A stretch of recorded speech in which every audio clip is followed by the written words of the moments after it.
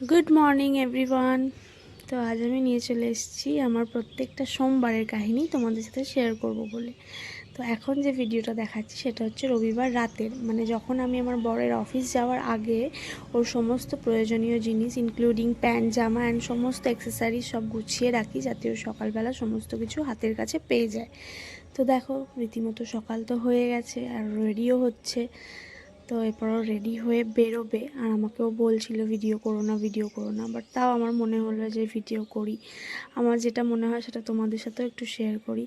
তো এরপর রেডি হয়ে বেরোবে, আর তোমরা প্লিজ সোফাটা অ্যাভয়েড করো, ওটা সকালবেলা গোছানো ছিল না। তো দেখো, আমার কাছে মনে হয়, আর দেখো এটা কিন্তু ভোর 5টার সময়, মানে অন্ধকার, দেখতে পাচ্ছ এই সময়টা, মানে সোমবারটা আমার কাছে একটা হার্ডেস্ট টাইম বলতে পারো, মানে hardest day of the week.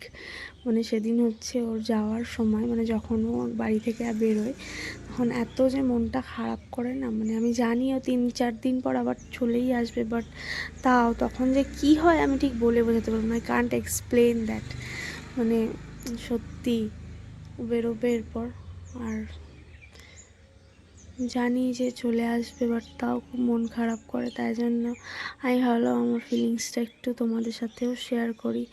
আর দেখো, ও বেরোচ্ছে, আর এই সময় দেখো গাড়িতে উঠে গাড়ি স্টার্ট করার পরও একবার উপরের দিকে ঘুরে তাকাবে। এটা খুব ভালো লাগে, তাই না?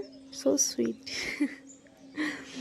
তো চলো, ও তো বেরোচ্ছে, ও বেশি দূর যাবে না, দুর্গাপুরই যাবে, আমার শ্বশুরমশাই ওকে ছাড়তে যাচ্ছে।